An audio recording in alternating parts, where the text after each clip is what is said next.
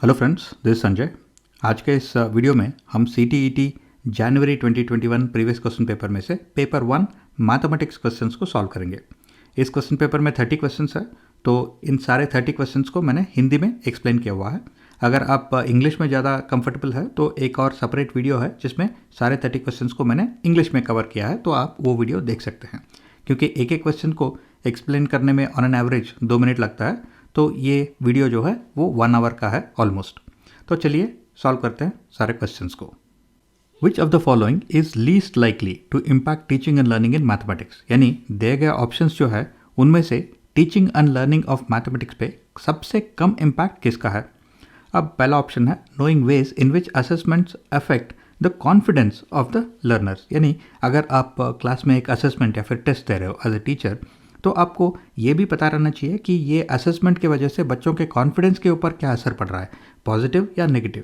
तो knowing which assessments are affecting the confidence of the learner, इससे ज़्यादा impact होगा, तो ये लीस्ट लाइकली तो नहीं है, तो इसको एलिमिनेट कर सकते हैं। नेक्स्ट ऑप्शन है कि providing complete solutions to students wrong answers. अब अगर आप सिर्फ कंप्लीट सॉल्यूशंस दे रहे हो तो ये तो कोई गाइड बुक भी कर सकता है या फिर आंसर की में भी कंप्लीट सॉल्यूशंस मिल जाएंगे, तो सिर्फ ये करने से ज़्यादा इम्पैक्ट होने वाला नहीं है, तो इसका जो है लीस्ट लाइकली या फिर सबसे कम इम्पैक्ट होगा, तो ये है करेक्ट आंसर। अब आगे वाले ऑप्शंस भी देख लेते हैं। एनहांस्ड क्वालिटी ऑफ फीडबैक, इसका मतलब ये है कि आप सिर्फ कंप्लीट सॉल्यूशंस या फिर करेक्ट आंसर नहीं दे रहे हो बच्चों को, बल्कि उनके साथ बैठ के आप एनहांस्ड क्वालिटी ऑफ फीडबैक दे रहे हो, यानी कि उनको ये भी समझा रहे हो कि तुमने मिस्टेक कहाँ पे किया हुआ है, कौन सा कॉन्सेप्ट यूज़ करना चाहिए था, कौन सा फॉर्मूला यूज़ करना चाहिए था, कौन सा स्टेप्स यूज़ करना चाहिए था टू सॉल्व द प्रॉब्लम। तो अब सिर्फ आंसर्स ही नहीं, अगर एनहांस्ड क्वालिटी ऑफ फीडबैक भी दे रहे हो तो इससे ज़्यादा इम्पैक्ट पड़ेगा, तो ये भी नहीं हो सकता आंसर चॉइस। और लास्ट वाला है कि using the results of assessment to modify teaching, यानी कि जो आपने पहले टेस्ट दिया हुआ है क्लास में, अगर वहाँ पे आप देखते हो कि बहुत सारे बच्चे जो है वो बहुत ही बेसिक मिस्टेक्स कर रहे हैं, यानी कि आप रिजल्ट्स देख के ये अंदाज़ा लगा सकते हो कि बच्चों के कॉन्सेप्ट्स क्या स्ट्रांग है कि नहीं, और अपना जो टीचिंग का प्रोसेस है वो आप मॉडिफाई कर सकते हो ये टेस्ट के रिजल्ट्स के बेसिस पे। तो using results of assessment to modify teaching, इससे ज़्यादा इम्पैक्ट होता है, तो लीस्ट लाइकली तो ये नहीं है, तो इसको भी हम एलिमिनेट कर देंगे। Rohit realises that a square is both a rhombus and a rectangle. He is at what stage of van Hiele's visual thinking. अब ये क्वेश्चन आंसर करने से पहले हम देख लेते हैं कि ये जो लेवल्स है वो आखिरकार है क्या। अब लेवल 0 जो है वो रिकग्निशन की बात कर रही है, यानी कि describes the shape on the basis of there appearance. और लेवल 1 जो है वो एनालिसिस की बात कर रहा है, यानी कि बच्चे को आना चाहिए कि different shapes he should be able to analyse on the basis of their properties. अब लेवल 2 जो है वो रिलेशनशिप्स की बात कर रहा है, यानी कि बच्चे को ये आना चाहिए कि he is able to recognise the importance of the properties of the shapes and the relationships between different shapes on the basis of their properties. Level 3 जो है वो डिडक्शन की बात कर रहा है, यानी कि the logical reasoning ability and proving theorems deductively. और level 4 rigour, that is to establish and analyse theorems and different postulation systems. अब यहाँ पे जो है रोहित का क्या स्टेज है। अब he is able to identify that this is a square and this is a rhombus and this is a rectangle, तो इसका मतलब है वो लेवल 0 क्रॉस कर चुका है। He is able to analyse that the properties of these different shapes, तो क्योंकि वो एनालिसिस भी कर सकता है तो लेवल 1 भी वो क्रॉस कर चुका है। और यहाँ पे जो है he is able to realise that square is both a rhombus and square is a rectangle, यानी कि वो स्क्वायर और रोम्बस का रिलेशनशिप और स्क्वायर और रेक्टेंगल का रिलेशनशिप जो है वो भी वो पहचान पा रहा है, यानी कि लेवल 2 भी वो क्रॉस कर चुका है। अब लेवल 3 जो है वो थियरम्स की बात कर रहा है। यहाँ पे इस क्वेश्चन में थियरम्स की कोई बात नहीं हुई है, तो इसे हम इग्नोर कर लेंगे। और लेवल 4 जो है वो फिर से थियरम्स और पोस्टुलेट्स की बात कर रहा है, और क्वेश्चन में तो कुछ थियरम्स और पोस्टुलेट्स की बात हुई नहीं है, तो ये भी हम इग्नोर कर देंगे। तो रोहित जो है वो अभी level 2 that is relationships level में है, तो इसका आंसर है level 2 relationships. The sum of any two whole numbers is a whole number. This property of whole numbers is referred to as what. तो इस क्वेश्चन को आंसर करने से पहले हम ये जो 4 प्रॉपर्टीज़ यहाँ पे मेंशन किए गए हैं उनके बारे में थोड़ा क्विकली रिफ्रेश कर लेते हैं। अब एसोसिएटिव प्रॉपर्टी जो है वो ऐसा होता है कि अगर हमें ए और बी और सी को ऐड करना है तो पहले अगर हम ए एंड बी को ऐड कर लेते हैं और इसका जो रिजल्ट है वो ए के साथ ऐड करते हैं तो हमें वही आंसर मिलेगा जो कि ए एंड बी को ऐड करके उसका जो रिजल्ट है वो सी के साथ ऐड करने से मिलेगा। यानी कि हम इन दोनों तरफ से एसोसिएशन जो है चेंज कर सकते हैं। सिमिलरली अगर ए एंड बी एंड सी को मल्टीप्लाई करना है तो पहले अगर हम बी एंड सी को मल्टीप्लाई करते हैं और उसका जो प्रोडक्ट मिलेगा उसको अगर ए के साथ मल्टीप्लाई करते हैं तो आंसर वही होगा जो ए एंड बी को मल्टीप्लाई करके उसका प्रोडक्ट सी से मल्टीप्लाई करने से मिलेगा। तो ये हुआ एसोसिएटिव प्रॉपर्टी। अब डिस्ट्रीब्यूटिव प्रॉपर्टी जो है, अगर हमें ए को मल्टीप्लाई करना है बी प्लस सी के साथ तो ए को जो है हम दोनों तरफ डिस्ट्रीब्यूट कर सकते हैं, यानी कि ए इंटू बी और ए इंटू सी करके अगर इन दोनों का जो प्रोडक्ट है उन दोनों को ऐड करते हैं तो वो वही आंसर होगा जो बी एंड सी को ऐड करके ए के साथ मल्टीप्लाई करने से मिलेगा। तो ये हो गया डिस्ट्रीब्यूटिव प्रॉपर्टी जहाँ पे ए को जो है हम दोनों तरफ डिस्ट्रीब्यूट कर सकते हैं। क्लोजर प्रॉपर्टी, अगर ए और बी होल नंबर्स है तो ए प्लस बी भी होल नंबर ही होगा और ए इंटू बी भी होल नंबर ही होगा। तो इनका जो सम है या फिर इनका जो प्रोडक्ट है वो होल नंबर ही होगा अगर A and B are whole numbers. तो ये हो गया क्लोजर प्रॉपर्टी। और कम्यूटेटिव प्रॉपर्टी, अगर हमें ए एंड बी को ऐड करना है तो अगर इन दोनों के पोजीशन जो है वो चेंज कर देते हैं और इनको बी एंड ए बना देते हैं तो भी आंसर सेम ही रहेगा। वैसे ही ए एंड बी को अगर मल्टीप्लाई करना है तो आंसर सेम ही रहेगा अगर हम बी एंड ए को इंटरचेंज कर देते हैं। यानी कि ए और बी जो है वो कम्यूट कर सकते हैं, यानी ट्रैवल कर सकते हैं। तो अब क्वेश्चन में देखें तो हमें यह पूछा जा रहा है कि the sum of any two whole numbers is a whole number. तो ये तो क्लोजर प्रॉपर्टी हो गया। तो answer is closure property. Which of the following statements regarding mathematics teaching is incorrect, यानी कि हमें इन 4 स्टेटमेंट्स में से गलत स्टेटमेंट को आइडेंटिफाई करना है। पहला स्टेटमेंट है कि mathematical knowledge can be created in primary class students through observation of patterns and generalisations. ये करेक्ट स्टेटमेंट है क्योंकि प्राइमरी क्लास में बहुत सारे पैटर्न्स और जनरलाइजेशंस का इस्तेमाल किया जाता है टू टीच मैथ्स। जैसे कि एक एक्सरसाइज ऐसा होता है कि 1 0 1 0 1 0 और डैश, और बच्चों से पूछा जाता है कि यहाँ पे कौन सा डिजिट आएगा, तो बच्चे इजीली वो आइडेंटिफाई कर पाते हैं इस पैटर्न को देख के कि यहाँ पे जो है 1 आना चाहिए। तो ऐसे कई सारे एक्सरसाइज जो है वो प्राइमरी क्लासेस में कंडक्ट किए जाते हैं। तो ये स्टेटमेंट जो है करेक्ट है।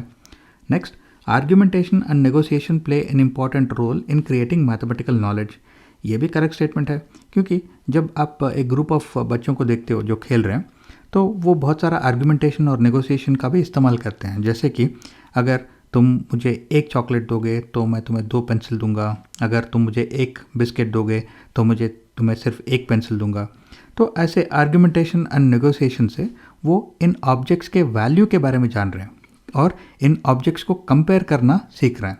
तो आर्ग्यूमेंटेशन नेगोशिएशन से जो है वो मैथमेटिकल नॉलेज ऑटोमेटिकली बढ़ता है। तो ये भी ठीक स्टेटमेंट है। और थर्ड स्टेटमेंट है कि mathematical learning is a social process involving dialogue.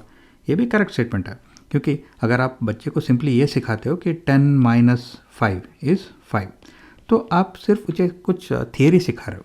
लेकिन बच्चे को अगर आप 10 रुपीज़ देते हो और बोलते हो कि मार्केट जाओ और कुछ 5 रुपीज़ का आइटम लेके आओ, तो बच्चा जो है वो दुकानदार के पास जाता है, दुकानदार आइटम देता है, फिर 5 रुपीज़ उसमें से काट लेता है और 5 रुपीज़ का चेंज देता है।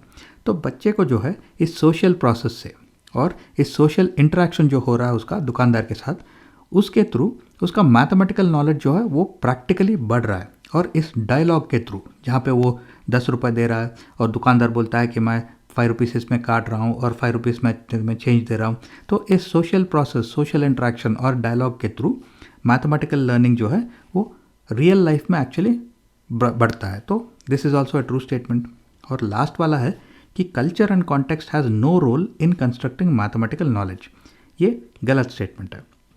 ये गलत इसलिए है क्योंकि culture and context play a very important role in constructing mathematical knowledge. जैसे कि एंशिएंट रोम में उनका जो नंबर सिस्टम था उसमें ऐसे लिखा जाता था, ये था 5, ये था 6, ये था 10। वहाँ पे द कॉन्सेप्ट ऑफ ज़ीरो या फिर the concept of decimal point का इस्तेमाल नहीं होता था। तो एंशिएंट रोम में जो मैथमेटिकल नॉलेज का डेवलपमेंट हुआ वो अलग तरह से हुआ एज़ कम्पेयर टू इंडिया, जहाँ पे हम ज़ीरो और डेसिमल पॉइंट का इस्तेमाल करते थे। तो इसका मतलब है कि culture and context play a very important role in construction of mathematical knowledge. तो ये गलत स्टेटमेंट है क्योंकि यहाँ पे बोल रहे हैं no role. Which of the following statements is और are true regarding teaching of numbers at a primary level. तो पहला स्टेटमेंट है intuitive understanding of number should be encouraged. ये करेक्ट स्टेटमेंट है। ये करेक्ट इसलिए है क्योंकि अगर आप बच्चे को सिखाते हो कि अगर तुमने एक एक हाथ में एक एक पेंसिल पकड़ा हुआ है तो यू हैव 2 पेंसिल्स। अब नेक्स्ट टाइम जो है वो बच्चा अगर एक एक हाथ में एक एक एप्पल पकड़ा हुआ है तो उसे इजीली समझ में आ जाता है कि उसके हाथ में अभी 2 एप्पल्स है, क्योंकि जब पहले उसने एक एक पेंसिल पकड़ा हुआ अगर 2 है तो एक एक एप्पल जब पकड़ा हुआ है तो 2 होगा। तो ऐसे इंट्यूटिव अंडरस्टैंडिंग ऑफ नंबर्स जो है that should be encourage at a primary level. तो ये करेक्ट आंसर है। अब नेक्स्ट स्टेटमेंट जो है वो writing of number should B taught in a sequence. ये गलत स्टेटमेंट है क्योंकि कुछ बच्चे जो है शायद 8 लिखना पहले सीख लेते हैं और उसके बाद में जो है वो 7 सीखते हैं और उसके बाद 9 सीख सकते हैं और उसके बाद में उनको 5 लिखना आता है। तो ये राइटिंग ऑफ नंबर्स जो है अपना अपना कंफर्ट की बात है। तो writing of numbers is not necessary to be taught in a sequence. वो अपने कंफर्ट के हिसाब से वो सीख लेंगे। तो ये गलत स्टेटमेंट है। तीसरा स्टेटमेंट है writing of numbers as numeral should precede counting, यानी कि काउंटिंग से पहले उन्हें नंबर लिखना आना चाहिए। ये गलत स्टेटमेंट है ना, क्योंकि पहले तो उनको काउंटिंग आता है उसके बाद ही तो नंबर लिखना सीखते हैं। तो ये गलत स्टेटमेंट है। और लास्ट वाला है order इररिलेवेंस of number should be encouraged. ये करेक्ट स्टेटमेंट है। जैसे कि छोटे बच्चों को अगर आप कुछ काउंट करने के लिए बोलते हो कुछ 5 ऑब्जेक्ट्स, तो वो लेफ़्ट साइड से शुरू कर सकते हैं या फिर राइट साइड से शुरू कर सकते हैं। तो लेफ़्ट साइड से भी 5 ऑब्जेक्ट्स ही आएंगे और राइट साइड से भी 5 ऑब्जेक्ट्स आएंगे। तो ये ऑर्डर जो है किस तरफ से काउंट करना है वो इररिलेवेंट है। So order इररिलेवेंस of number should be encourage. ये करेक्ट स्टेटमेंट है। तो ए और डी जो है वो करेक्ट है, यानी कि option 1 this is A and D वो करेक्ट आंसर हुआ। Which of the following is the most important aspect of teaching mathematics at a primary level? यहाँ पे जो है वो प्राइमरी लेवल के बच्चों की बात हो रही है। तो एक एक करके स्टेटमेंट्स को देखते हैं। पहला वाला बोल रहा है preparing for higher education and employment. अब प्राइमरी लेवल बच्चों को आप बेसिक्स सिखा रहे हो, नंबर्स, एडिशन, सब्ट्रैक्शन। तो अभी हायर एजुकेशन और एम्प्लॉयमेंट के लिए प्रिपरेशन तो नहीं करवा रहे हो। तो ये गलत स्टेटमेंट है। Next promoting and preparing for technology. अब अगेन प्राइमरी लेवल के बच्चों से आप टेक्नोलॉजी क्या सिखाओगे, तो वो भी गलत स्टेटमेंट है क्योंकि अभी तो उनको सिर्फ बेसिक सीखना है। और तीसरा स्टेटमेंट है making mathematics part of the children's life experiences. ये जो है ये करेक्ट स्टेटमेंट है। और ये जो नेशनल करिकुलम फ्रेमवर्क है NCF, उसमें भी इसकी बात हुई है कि making mathematics part of the children's life experiences is very important.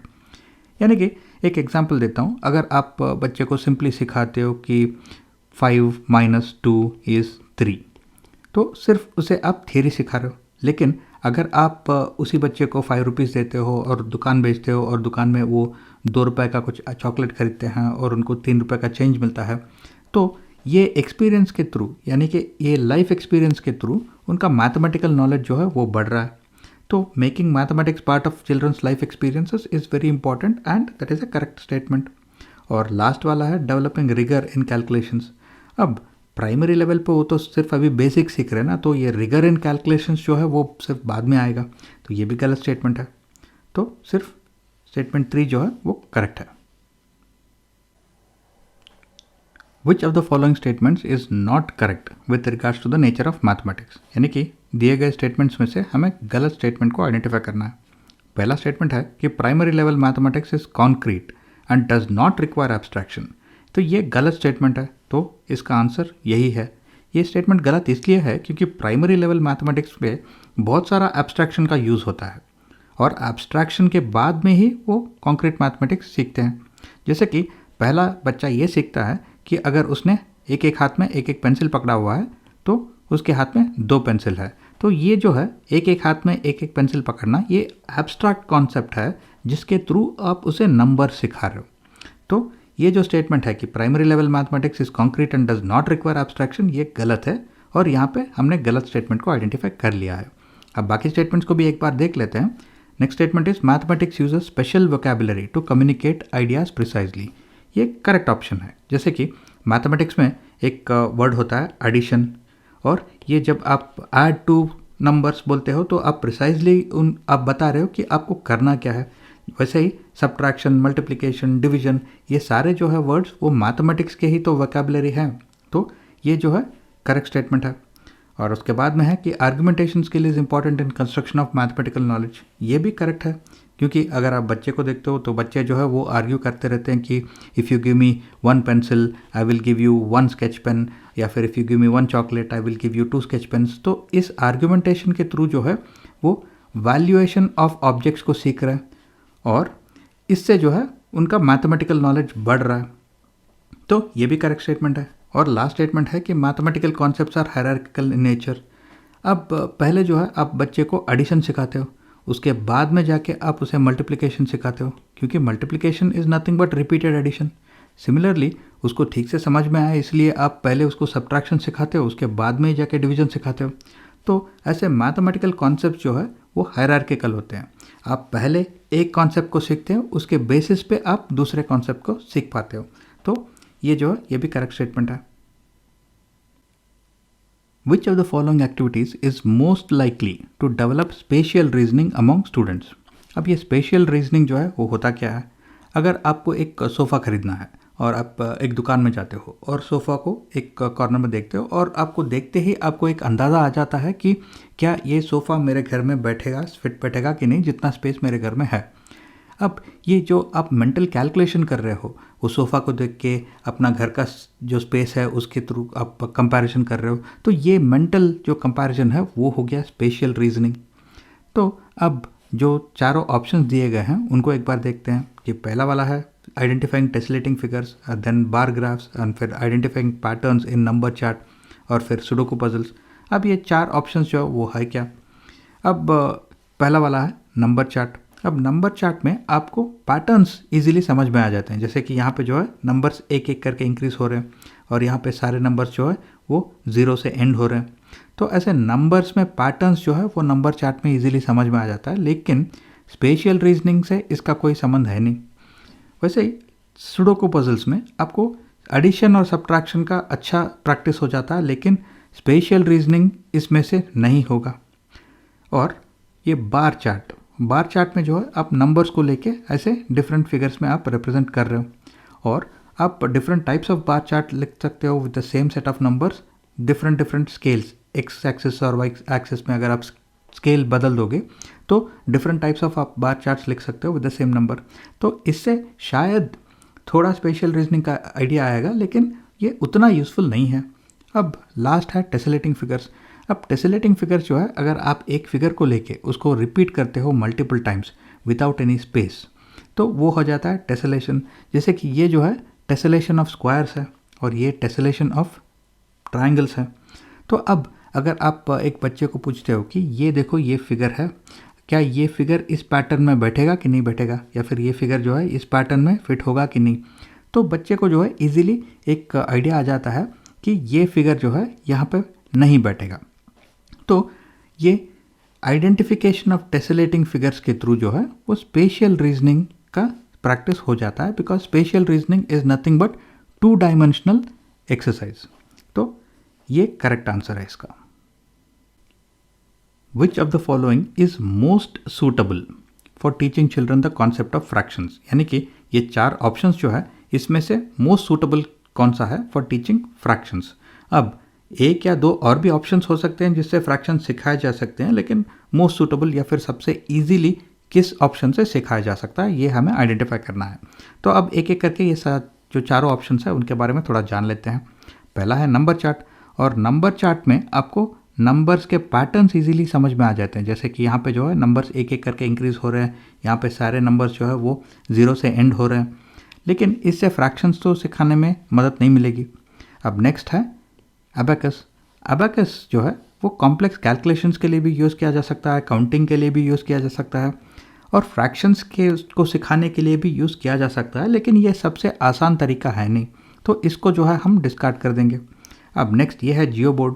Jio board जो है वो ऐसा एक बोर्ड होता है जिसमें बहुत सारे नेल्स या फिर पेग्स लगे हुए हैं, और आप एक रबर बैंड या फिर एक थ्रेड लेके different types of geometrical patterns आप उसके ऊपर बना सकते हो।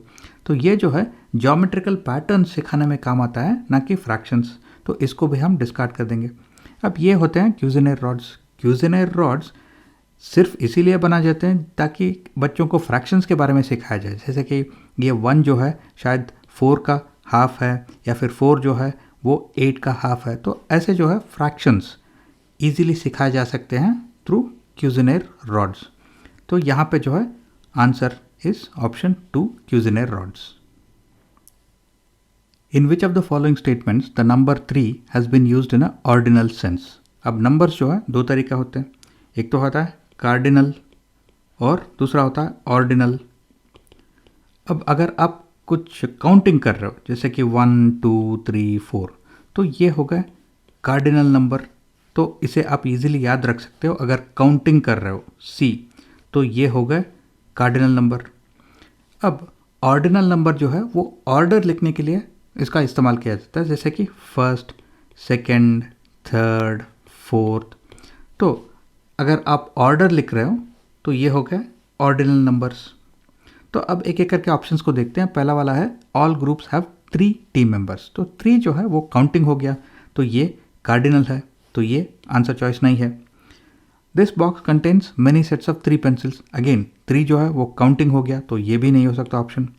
I live in the 3rd floor of the building, so 3rd floor जो है ये 3rd, ये ऑर्डिनल हो गया, तो ये करेक्ट आंसर है, क्योंकि हमें यहाँ पे पूछा जा रहा है कि ऑर्डिनल सेंस में 3 का कहाँ पे इस्तेमाल हुआ है। और लास्ट वाला जो स्टेटमेंट है उसमें बोल रहे हैं कि दिस हाउस हैज़ 3 रूम्स, सो 3 भी जो है वो काउंटिंग है, तो कार्डिनल हो गया, तो ये भी आंसर चॉइस नहीं है। Identify the correct statement. पहला स्टेटमेंट है the units of perimeter and area are same.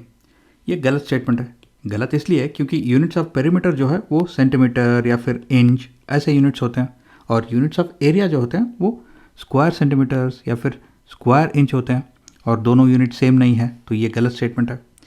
अब बाकी 2-3 स्टेटमेंट है उसको एवेल्यूएट करने के लिए मैंने कुछ फिगर्स बनाए हुए हैं ऑन द स्क्रीन।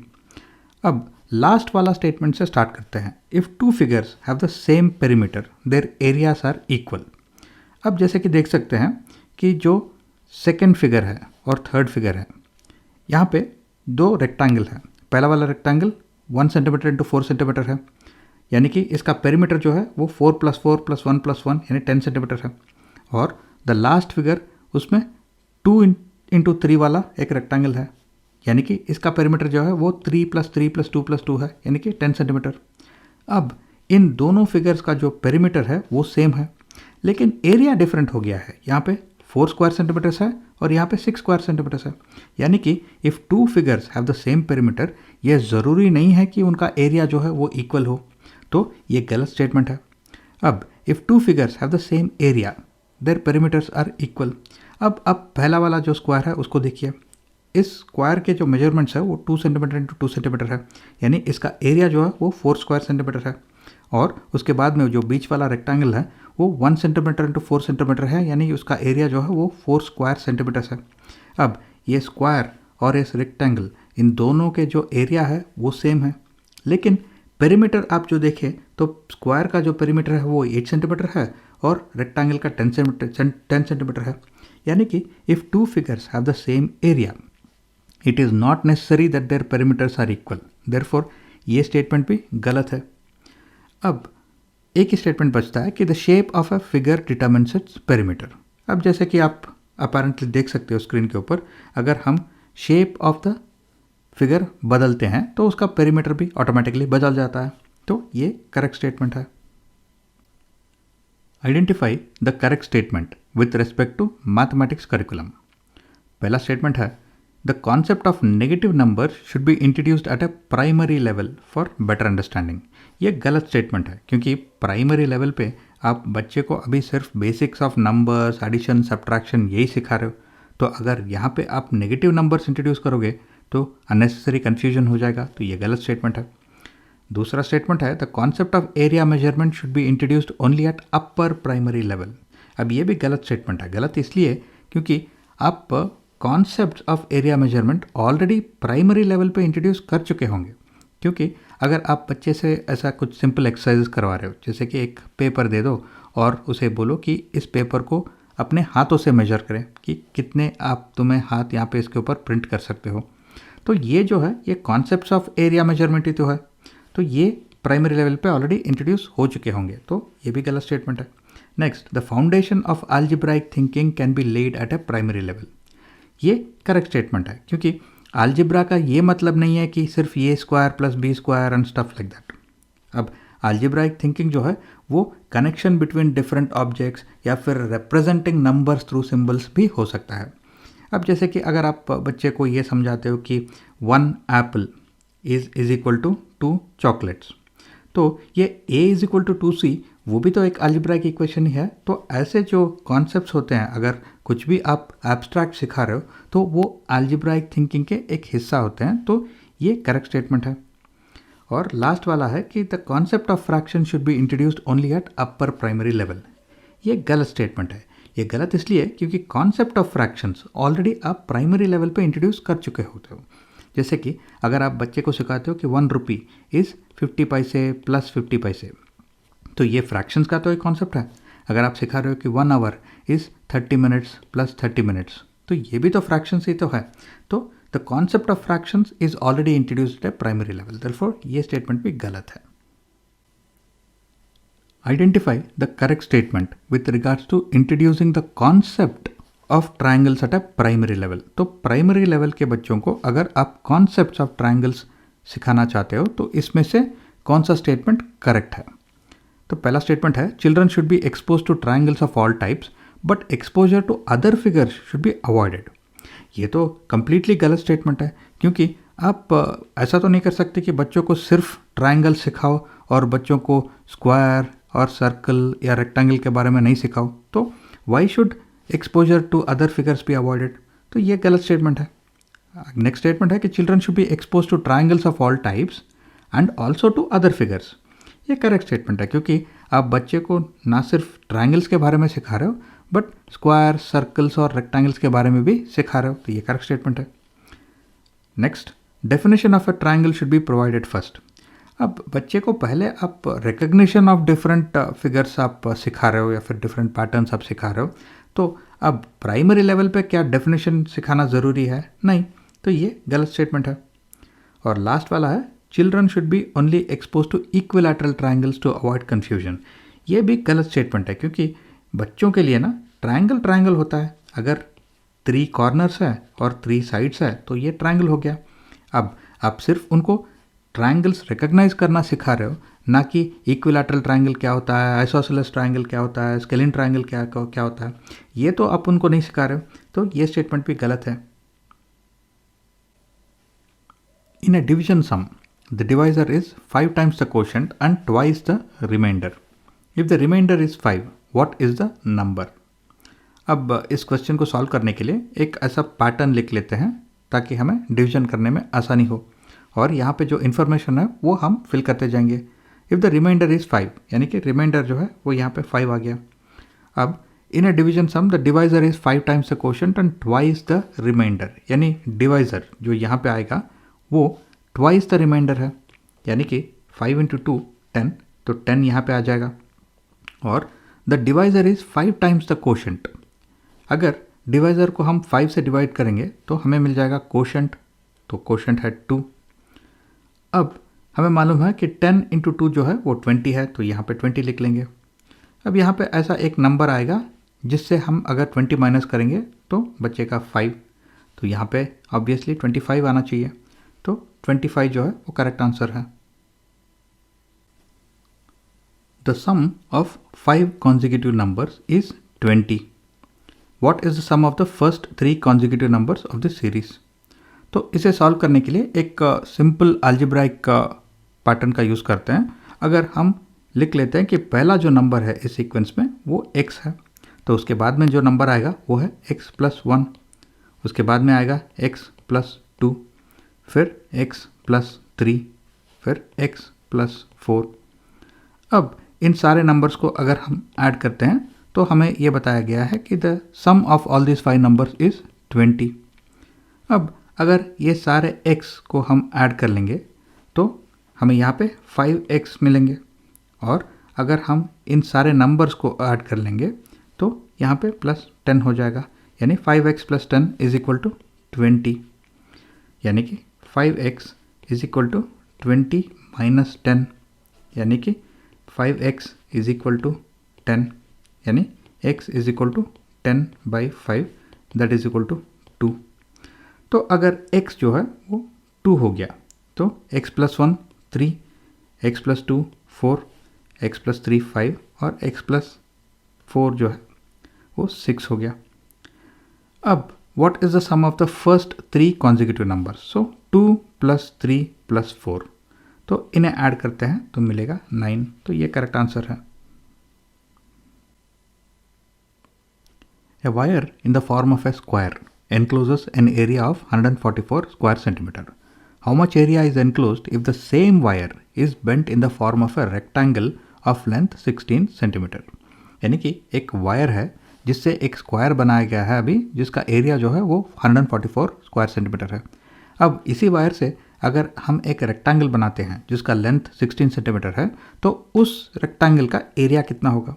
अब पहले जो है इस वायर का जो टोटल लेंथ है वो हमें पता करना है। अभी जो है ये वायर एक स्क्वायर के शेप में है और इस स्क्वायर का एरिया जो है वो 144 स्क्वायर सेंटीमीटर है। यानी कि अगर हमें इस स्क्वायर के साइड्स पता करना है, क्योंकि x × x जो है वो 144 होता है, यानी कि x स्क्वायर जो है वो 144 होता है यहाँ पे। तो अगर हमें स्क्वायर के साइड्स पता करने हैं तो 144 का स्क्वायर रूट निकालना पड़ेगा। तो स्क्वायर रूट ऑफ 144 जो है वो 12 है, क्योंकि 12 × 12 जो है वो 144 हो गया। अब ये पूरा जो वायर है जिसे यूज़ किया गया है ये स्क्वायर बनाने के लिए, अगर ये पता करना है तो चारों साइड्स को ऐड करना पड़ेगा, जो कि ये स्क्वायर का पेरीमीटर भी है। यानी कि 12 + 12 + 12 + 12 जो है 48, ये हो गया पेरीमीटर ऑफ द स्क्वायर, यानी कि the length of this wire. अब इसी वायर से अगर हम एक रेक्टेंगल बनाते हैं जिसका लेंथ जो है वो 16 सेंटीमीटर है, जैसे कि इस तरफ हो गया 16 सेंटीमीटर, यानी कि ऑपोजिट साइड जो है वो भी हो गया 16 सेंटीमीटर। अब बाकी जो दो साइड्स हैं उसका जो मेजरमेंट है वो क्या है हमें पता करना है। अब अगर 48 में से अगर हम 16 + 16 यानी कि 32 को माइनस कर लेते हैं तो हमें मिलेगा 16, यानी कि ये जो दो बाकी साइड्स है ये 16 / 2 है, यानी कि 8। अब अगर ये 8 यहाँ पे डाल दिया तो इस रेक्टेंगल का एरिया जो है वो 16 × 8 सेंटीमीटर है, यानी कि 128 स्क्वायर सेंटीमीटर। तो ये हो गया correct answer. Amongst the following fractions, the largest and second largest fractions respectively are which ones? अब इन फ्रैक्शंस को कंपेयर करने के लिए हम LCM मेथड का यूज़ कर सकते हैं जो लोएस्ट कॉमन मल्टीपल है, या फिर डेसिमल मेथड का यूज़ कर सकते हैं, या फिर परसेंटेज का भी यूज़ कर सकते हैं, राइट। तो क्योंकि फ्रैक्शंस जो दिए गए हैं वो बहुत ही सिंपल है तो हम यहाँ पे परसेंटेज मेथड को यूज़ करेंगे। अब परसेंटेज मेथड यूज़ करने के लिए इन फ्रैक्शंस को हमें 100 से मल्टीप्लाई करना होगा, सिंपल। अब जो ईजीएस्ट फ्रैक्शंस है वहाँ से शुरू करते हैं। पहले हम हाफ को ले लेते हैं। हाफ जो है वो 50 होता है, यानी 50%, और 3/4 जो है वो 75 होता है, यानी 75%, और 3/5 जो है वो 60 होता है, और 2/3 जो है अगर हम 100 × 2/3 करेंगे तो ये 33.33 कुछ आता है, तो यानी कि ये 66.66 आता है। तो 2/3 जो है वो 66.66 पकड़ लो, और 5/6 अगर हमें परसेंटेज में मल्टीप्लाई कन्वर्ट करना है तो 100 × 5/6, सो 2 3s are 250, और 250 / 3 यानी 3 8s are 24, 1 0 3 3s are 9 1, तो 83 पे हम स्टॉप कर लेंगे और यहाँ पे लिख लेंगे 83। अब हमें लार्जेस्ट फ्रैक्शन जो है वो हो गया 83, यानी कि 5/6, और सेकेंड लार्जेस्ट जो है वो हो गया 75, यानी 3/4। अब 5/6 एंड 3/4 यहाँ पे है ऑप्शन 2, तो ये करेक्ट आंसर है। Asmita reaches school for a meeting 15 minutes before 8:30 a.m. She reached half an hour earlier than her colleague who is 40 minutes late for the meeting. What is the scheduled time of the meeting? तो इसमें जो information है वो हम clearly लिख लेते हैं. अस्मिता जो है वो पहुंची स्कूल 15 मिनट्स बिफोर 8:30 AM, यानी कि 8:30 माइनस 15 मिनट्स, यानी अस्मिता पहुंची 8:15 को. She reached half an hour earlier than her colleague, यानी कि उसका जो कोलीग था वो अस्मिता के 30 मिनट्स बाद पहुंचा, यानी कि 8:15 प्लस 30 यानी कि 8:45. Her colleague who is 40 minutes late for the meeting, यानी मीटिंग जो है वो उसके कोलीग से आने से 40 मिनट्स पहले शुरू हो चुका था, यानी कि मीटिंग जो था वो 8:45 माइनस 40 मिनट्स यानी कि 8:05 हो गया. तो यहाँ पे आंसर है 8:05, ये करेक्ट आंसर है. In how many ways 48 small squares of 1 centimeter into 1 centimeter can be arranged so that the resulting area is 48 square centimeter?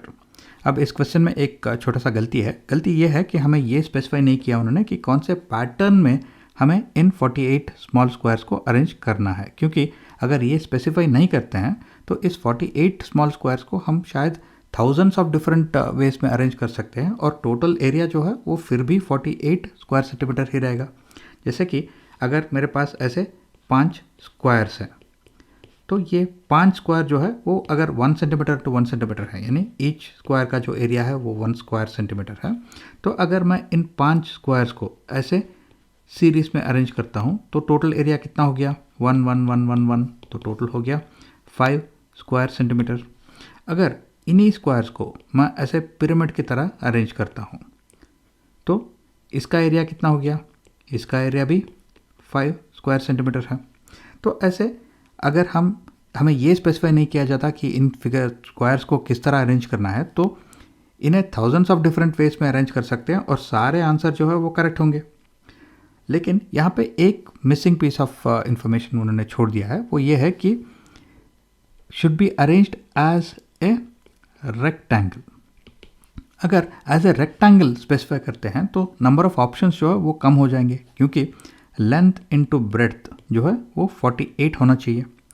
अब ऐसे कितने नंबर्स के कॉम्बिनेशन होंगे जिनका मल्टीपल जो है वो 48 होगा, जैसे कि 1 into 48 is equal to 48, 2 into 24 is equal to 48, 3 into 16 is equal to 48, 4 into 12 is equal to 48, 5 से कोई मल्टीपल नहीं है, 6 इंटू 8 इज इक्वल टू 48, 7 से कोई मल्टीपल नहीं है, 8 इंटू 6 इज इक्वल टू 48.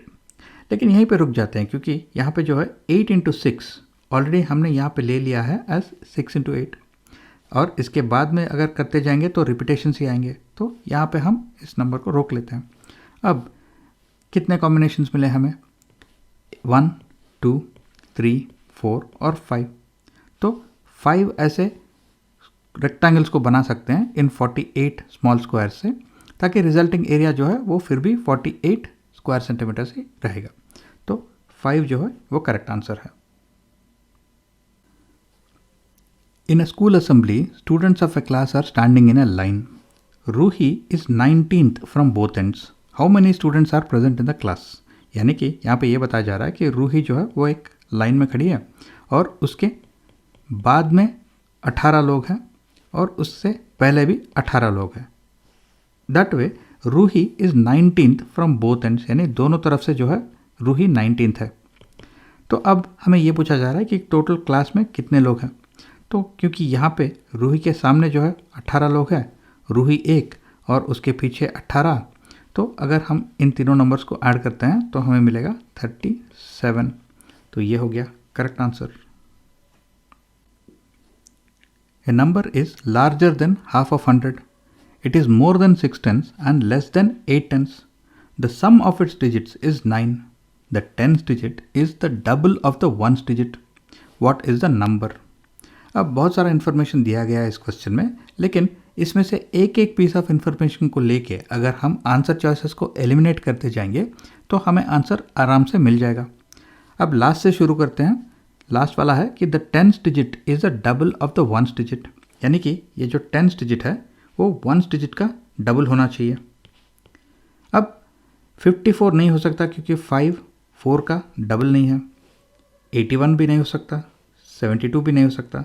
एक ही ऑप्शन बचता है, वो है 63। वो करेक्ट आंसर है क्योंकि 6 जो है वो 3 का डबल है। अब बाकी भी चाहे तो लेकिन उस इन्फॉर्मेशन यूज़ करके इस आंसर को वेरीफाई कर सकते हैं, जैसे कि the number is larger than half of 100, यानी 50 से ज़्यादा है। 63 जो है 50 से ज़्यादा है तो ये करेक्ट है। It is more than 6 tens, यानी 60 से ज़्यादा होना चाहिए, ये भी करेक्ट है। एंड लेस देन 8 टेंस, यानी 80 से कम होना चाहिए, तो ये भी करेक्ट है। The sum of its digits is 9, 6 + 3 जो है वो 9 है, तो ये भी करेक्ट है। तो इस तरह से सिर्फ एक पीस ऑफ इंफॉर्मेशन यूज़ करके हमने इजीली आंसर को आइडेंटिफाई कर लिया है। तो जब भी अगर आप कोई क्वेश्चन में बहुत सारा बिट्स ऑफ इंफॉर्मेशन देखते हो तो एक एक बिट यूज़ करके आंसर चॉइसेस को एलिमिनेट करना शुरू कीजिए ताकि आपको आंसर इजीली मिल जाए without wasting too much time. The rates of various stationery items are given below. Sohail buys 1 packet of crayons, 2 packets of pencils, 1 packet of sketch pens, 1 scissors, 5 sheets of glazed paper and 1 pack of decorative stickers. How much should he pay? Simple सा question है। यहाँ पे सिर्फ हमें ये सारे जो rates दिए गए हैं उन्हें मल्टीप्लाई करना है ये नंबर्स जितने सोहेल ने खरीदे हुए हैं, और उनको अगर टोटल ऐड कर देंगे तो हमें आंसर इजीली मिल जाएगा। Sohail buys 1 packet of crayons तो इंटू 1, तो ये हो गया 1550, और 2 पैकेट्स ऑफ पेंसिल्स इंटू 2, ये हो गया 28, और 1 पैकेट ऑफ स्केच पेन्स यानी कि इंटू 1, तो 2250, 1 सीजर्स तो ये हो गया इंटू 1, तो 17, 5 शीट्स ऑफ ग्लेज पेपर तो इंटू 5, ये हो गया 1250, and 1 pack of decorative stickers यानी इंटू 1, 5 रुपीज़। तो अगर हम इसे ऐड करेंगे तो हमें मिलेगा 100.50, तो ये करेक्ट आंसर है। A train starts from Patna on 30th May at 23:40 hours and reaches Mumbai on 1st June at 5:15 hours. So what is the total travel time of the train? अब हमें पहले इस बार पे गौर करना चाहिए कि मई में कितने दिन हैं। मई में 31 डेज होते हैं, यानी कि ये ट्रेन जो है वो निकला पटना से ऑन 30th, वो 31st को भी ट्रैवल कर रहा था और मुंबई पहुंचा ऑन 1st को जो है वो पटना से निकला एट 23:40 hours, तो ये चल रहा होगा up to midnight, that is 00:00, यानी कि ये 20 मिनट चला होगा ऑन 30th। और फिर ऑन 31st क्योंकि कुछ इन्फॉर्मेशन नहीं दिया गया है तो ये पूरा दिन चलता रहा, तो ये हो गया 24 आवर्स। और पहले तारीख 1 तारीख को ये मुंबई पहुंचा एट 5:15, तो अगर ये चलना शुरू किया एट 00:01 और मुंबई पहुंचा एट 5:15, तो ये चला 5 hours 15 minutes। अब इन तीनों नंबरों को 5 hours 15 minutes 24 hours और 20 minutes को अगर हम ऐड कर लेते हैं तो हमें मिलेगा 29 hours and 35 minutes, तो ये हो गया correct answer. In a 5-digit number, the digit at the hundreds place is 3/4 of the digit at the 10,000s place, and the digit at the tens place is 2/3 of the digit at the hundreds place. The digit in tens place is square of the smallest prime number, and the digit at the thousands place is the largest single digit prime number. If the digit at the unit place is the largest single digit odd number, then the number is what? अब इस question में भी बहुत सारा information दिया गया है, लेकिन अगर हम जो इन्फॉर्मेशन है वो पीस करके एक एक बिट को लेके अगर हम एनालाइज करेंगे और आंसर चॉइसेस को एलिमिनेट करते जाएंगे तो बहुत ही आसानी से हमें आंसर मिल जाएगा। जैसे कि अगर पहले हमने ऐसे 5 डैशेस लिख लिए ताकि हम आंसर को फिल करते जाएं, और लास्ट वाला जो ऑप्शन है उससे शुरू करते हैं, if the digit at the unit place is the largest single digit odd number. अब सिंगल डिजिट जो है वो 1 2 3 4 5 6 7 8 9 होते हैं, और largest single digit odd number जो है वो हो गया 9, यानी कि यूनिट प्लेस में 9 आना चाहिए। तो ये ऑप्शन और ये ऑप्शन एलिमिनेट कर सकते हैं क्योंकि वो 9 से एंड नहीं होते। अब नेक्स्ट वाला है कि the digit at tens place is square of the smallest prime number. तो स्मॉलेस्ट प्राइम नंबर जो है वो 2 होता है, क्योंकि 2 जो है वो खुद 2 से डिवाइड होता है या फिर 1 से डिवाइड होता है, तो 2 is the smallest prime number. तो digit at the tens place is square of the smallest prime number, तो 2 का स्क्वायर जो है वो 4 है, तो यहाँ पे 4 आना चाहिए। तो ये ऑप्शन भी एलिमिनेट कर सकते हैं क्योंकि यहाँ पे जो है 1 है, तो 87649 जो है वो करेक्ट ऑप्शन है, क्योंकि वो 49 से एंड होता है और हमें यहाँ पे लास्ट को 49 आना चाहिए। तो इतना सारा इन्फॉर्मेशन जो दिया गया है उसे यूज़ करने की ज़रूरत नहीं है, क्योंकि अगर हम एक एक करके एलिमिनेट करते जाएंगे आंसर चॉइसेस को यूजिंग द इन्फॉर्मेशन अवेलेबल, तो हमें सिर्फ 2 स्टेप में आंसर ऑलरेडी मिल गया है। अगर आप करना चाहते हैं तो बाकी भी ट्राई करके देख सकते हैं, दूसरे भी अगर आप इन्फॉर्मेशन को लेके कैलकुलेशन करेंगे तो भी यही नंबर मिलेगा। What should be subtracted from the sum of 8008, 8088 and 8808 to obtain 17863? ये तो बहुत ही आसान वाला सा प्रॉब्लम है, क्योंकि पहले हमें इन तीनों नंबर्स को ऐड करना है। तो 8008, 8088 और 8808, तो इन तीनों नंबर्स को ऐड करते हैं तो हमें मिलेगा 24904। अब इससे अगर हम इस नंबर को माइनस करते हैं 17863, तो हमें आंसर डायरेक्टली मिल जाएगा, वो है 7041। तो ये करेक्ट आंसर है यहाँ पे। A bucket of 16 liters capacity is filled to the brim with water. Water from this bucket is to be transferred into smaller utensils.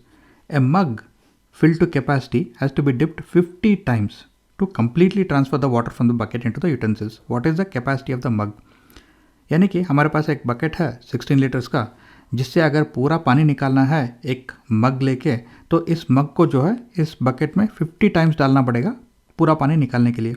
तो इस मग का जो है वो कैपेसिटी क्या है? अब क्योंकि सारे आंसर चॉइसेस जो है वो ml में है, तो हम इस 16 लीटर्स को भी ml में कन्वर्ट कर लेंगे। तो 16 लीटर्स इंटू 1000, क्योंकि 1 लीटर में 1000 ml होते हैं, तो 16,000 ml हो गया इस बकेट का कैपेसिटी। अब इस मग को जो है 50 टाइम्स डिप करना पड़ता है, तो डिवाइडेड बाई 50 कर लो, तो ये हो गया 320। सो इस मग का जो कैपेसिटी है वो 320 ml है, तो ये करेक्ट आंसर है। A taximeter shows charges of ₹50 for the first 2 kilometers of journey and ₹16 for every subsequent kilometer traveled. Manju pays ₹258 fare to travel from her house to the railway station. How far is the railway station from her home? अब मंजू ने total कितना पे किया है? 258, तो 258 यहाँ पे लिख लेंगे। अब 50 रुपीज़ जो था वो फर्स्ट 2 किलोमीटर्स के लिए था, तो 50 rupees for the first 2 kilometres. तो अगर हम इसमें से 50 काट लेंगे तो 208 हो गया। तो बाकी जर्नी के लिए शी पे 208, क्योंकि वो पहले 50 रुपये में शी ट्रैवल्ड 2 किलोमीटर्स। अब क्योंकि पहले 2 किलोमीटर के बाद हर एक किलोमीटर के लिए वो 16 रुपीज़ चार्ज कर रहे हैं, तो इसे अगर हम 16 से डिवाइड करते हैं तो हमें मिलता है 13। तो बाकी ये जो 208 रुपीज़ है उसमें 13 किलोमीटर्स उसने ट्रैवल किया। तो अगर हम ये 13 प्लस 2 ऐड कर लेते हैं तो हमें मिलता है 15 किलोमीटर्स। तो जो डिस्टेंस है रेलवे स्टेशन से उसका घर का वो हो गया 15 किलोमीटर्स, तो ये राइट आंसर है। The following table shows marks obtained out of 100 by Maria and Shahnaz in 5 subjects. Based on the table above, identify the correct statement from among the following. तो एक एक करके जो स्टेटमेंट्स है उनको एवेल्युएट करते जाएंगे। तो पहला वाला है Shahnaz aggregate marks in maths and science are more than Maria's aggregate marks in these subjects. तो शहनाज जो है मैथ्स एंड साइंस में 78 प्लस 82 स्कोर किया है, तो ये हो गया 160, और मारिया ने 88 प्लस 90 स्कोर किया है, तो ये हो गया 178. अब Shahnaz aggregate marks in maths and science are less than Maria's aggregate mark, क्योंकि शहनाज के जो है वो मारिया से लेस है, तो ये स्टेटमेंट गलत है। The aggregate marks of Maria and Shahnaz are equal. अब इनको सारे मार्क्स को ऐड कर देते हैं तो हमें मिलता है 390। इन सारे मार्क्स को अगर ऐड करते हैं तो मिलता है 390। दोनों इक्वल है, तो ये स्टेटमेंट करेक्ट है। सो इसके बाद में कैलकुलेशन करने की ज़रूरत नहीं है, लेकिन अगर आप बाकी भी कैलकुलेशन कर लेंगे कि Maria has scored more marks than Shahnaz in all subjects except languages और Maria has scored more marks than Shahnaz in only 2 subjects, तो ये दोनों स्टेटमेंट को भी अगर आप इस इंफॉर्मेशन पे एवेल्यूएट करते हो तो ये दोनों स्टेटमेंट भी गलत निकलेंगे। तो correct answer, the aggregate marks of Maria and Shahnaz are equal. Which of the following is a desirable teaching and learning practice in the context of mathematics? यानी मैथमेटिक्स टीचिंग एंड लर्निंग में दिए गए options में से कौन सा सबसे फ़ायदेमंद है? पहला है open book test should be avoided. अब ओपन बुक टेस्ट वो टेस्ट होते हैं जहाँ पे आप एग्ज़ाम में अपने टेक्स्ट बुक्स या फिर नोट्स ले जा सकते हो। अब ओपन बुक टेस्ट से ये पता चलता है कि क्या आपको सब्जेक्ट या फिर कॉन्सेप्ट समझ में आए कि नहीं। इसीलिए बहुत सारे टॉप इंस्टीट्यूशन जैसे कि IITs और IIMs में ओपन बुक टेस्ट का इस्तेमाल किया जाता है फॉर मेनी सब्जेक्ट्स, क्योंकि अगर आपको कॉन्सेप्ट्स और सब्जेक्ट ठीक से समझ में आया है तो ही आप करेक्ट टेक्स्ट बुक ओपन कर पाते हो, करेक्ट चैप्टर ओपन करते हो और करेक्ट फॉर्मूला जो है वो यूज़ करते हो फॉर सॉल्विंग द प्रॉब्लम्स। तो ओपन बुक टेस्ट ये टेस्ट करते हैं कि आपके कॉन्सेप्ट स्ट्रांग है कि नहीं, ना कि ये कि आपने पूरा टेक्स्ट बुक रट्टा मारा है कि नहीं। तो open book test should be avoided जो है वो इस स्टेटमेंट को गलत बताता है। Next, student should be told to follow prescribed steps in solving problems. ये भी गलत स्टेटमेंट है, क्योंकि अगर स्टूडेंट्स के कॉन्सेप्ट्स और बेसिक स्ट्रांग है तो वो जो स्टेप्स है सॉल्व करने के लिए वो खुद इवॉल्व कर लेंगे। ये ज़रूरी नहीं कि सारे स्टूडेंट्स जो है वो एक ही तरह के स्टेप्स यूज़ करें फॉर सॉल्विंग द प्रॉब्लम्स, तो ये गलत स्टेटमेंट है। Next, open ended question should be avoided to prevent confusion. अब ओपन एंडेड क्वेश्चंस वो क्वेश्चंस होते हैं जिसके एक से ज़्यादा करेक्ट आंसर है, और क्लोज एंडेड क्वेश्चंस वो क्वेश्चन होते हैं जिसके सिर्फ एक ही करेक्ट आंसर है। जैसे कि अगर मैं आपसे पूछता हूँ कि how many sides does this figure have, तो इसका आंसर है 4, तो एक ही आंसर है, तो ये हो गया क्लोज एंडेड।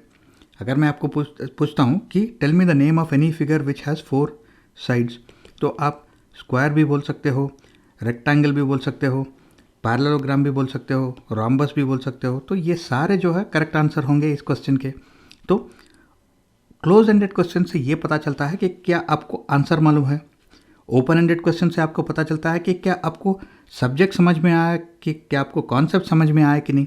तो open ended questions should be avoided जो है ये गलत है, तो ये स्टेटमेंट ही गलत है। लास्ट वाला है intuitive understanding of concept should be encourage. अब ये इंट्यूटिव अंडरस्टैंडिंग होता क्या है? जैसे कि एक बच्चे को आपने सिखाया कि if you are holding 2 pencils in each hand, now you have 2 pencils. अब वही बच्चा जब नेक्स्ट टाइम 2 एप्पल पकड़ता है, एक एक हाथ में एक एक, तो ऑटोमेटिकली उसको ये समझ में आ जाता है कि नाउ आई हैव 2 एप्पल्स, क्योंकि अगर एक एक हाथ में एक एक पेंसिल पकड़ा है तो 2 पेंसिल्स है, तो एक एक हाथ में एक एक एप्पल पकड़ा है तो 2 एप्पल्स होंगे। तो ऐसे इंट्यूटिव अंडरस्टैंडिंग जो है उससे मैथमेटिक्स के कॉन्सेप्ट जो है वो स्ट्रांग हो जाते हैं। तो intuitive understanding should be encourage, तो ये करेक्ट स्टेटमेंट है। Following are some questions posed by the teacher in the mathematics classroom. तो यहाँ पे 4 हमें क्वेश्चंस दिए गए हैं और हमें ये पूछा गया है कि हमें आइडेंटिफाई करना है कि इन क्वेश्चंस में से कौन से क्लोज एंडेड है और कौन से ओपन एंडेड है। अब क्लोज एंडेड क्वेश्चंस वो होते हैं जिनके सिर्फ एक ही आंसर हो सकता है, और ओपन एंडेड क्वेश्चंस में एक से ज़्यादा करेक्ट आंसर हो सकते हैं। तो एक एक करके क्वेश्चंस को देखते हैं। पहला है what is the area of the rectangle whose one side is 5 centimetre and perimeter is 30 centimetre. अब जब इस प्रॉब्लम को सॉल्व करेंगे, इस क्वेश्चन को सॉल्व करेंगे, तो इसका सिर्फ एक ही आंसर निकलेगा, तो इसका मतलब है ये क्लोज एंडेड है। अब next, find a set of numbers whose median is 4। अब अगर मीडियन 4 है तो हम 3, 4, 5 लिख सकते हैं, या फिर 2, 3, 4, 5, 6 लिख सकते हैं, या फिर 1, 2, 3, 4, 5, 6, 7 भी लिख सकते हैं। तो मीडियन जो है वो 4 ही रहेगा 3, 4, 5 के लिए, 2, 3, 4, 5, 6 के लिए, या फिर 1 से 7 के लिए। तो इस question find the set of numbers whose median is 4, इसके एक से ज़्यादा करेक्ट आंसर हो सकते हैं, तो ये हो गया ओपन एंडेड। और list all the prime numbers between 0 और 8। तो 0 और 8 के बीच में कौन कौन से प्राइम नंबर है? 2, 3, 5 और 7। अब list all the prime numbers, हमें पूरा सेट बताना पड़ेगा 2, 3, 5, 7। तो ये हो गया क्लोज एंडेड, क्योंकि अगर हमें ये पूछते हैं कि list any prime number, then इसका आंसर जो है वो 2 हो सकता था, या फिर 3, या फिर 5, या फिर 7, लेकिन ऑल प्राइम नंबर पूछने से ये क्लोज एंडेड हो जाता है। Next, tell me anything mathematical information you know about rectangles. अब आप जो है वो साइड्स की बात कर सकते हो, एंगल्स की बात कर सकते हो, पेरीमीटर की बात कर सकते हो, एरिया के बारे में बता सकते हो। तो टेल मी एनीथिंग जो है वो इस क्वेश्चन को ओपन एंडेड बना देता है। अब एक एक करके आंसर ऑप्शंस देखते हैं। A is close ended, B, C and D are open ended. ये गलत स्टेटमेंट है, क्योंकि ए जो है वो क्लोज्ड है, लेकिन यहाँ पे बी एंड डी जो है वो ओपन एंडेड है, और सी फिर से क्लोज एंडेड है। तो ये जो है गलत बताता है इस स्टेटमेंट को, तो ये स्टेटमेंट गलत है। Next, A and C are close ended and B and D are open ended. अब A and C are close ended, B and D are open ended जो है ये करेक्ट स्टेटमेंट है। तो अगर आप बाकी दो स्टेटमेंट को भी एवेल्यूएट करेंगे तो वो गलत निकलेंगे। तो इसका आंसर है ऑप्शन 2। तो इसके साथ हमने CTET जैन 2021 के पेपर से सारे पेपर 1 मैथमेटिक्स के क्वेश्चंस हमने सॉल्व कर लिए हैं। अगर आपके कुछ क्वेश्चंस और कमेंट्स या फिर फीडबैक है तो नीचे मैसेजेस में आप डाल दीजिएगा। इस वीडियो को लाइक कर दीजिएगा, हमारे चैनल को सब्सक्राइब कर लीजिएगा, और इस वीडियो को अपने दोस्तों के साथ शेयर कर लीजिएगा जो कि ऐसे ही एग्ज़ाम्स के लिए प्रिपेयर कर रहे हैं। All the best for your preparation, और मैं फिर मिलता हूँ आपसे अगले वीडियो में।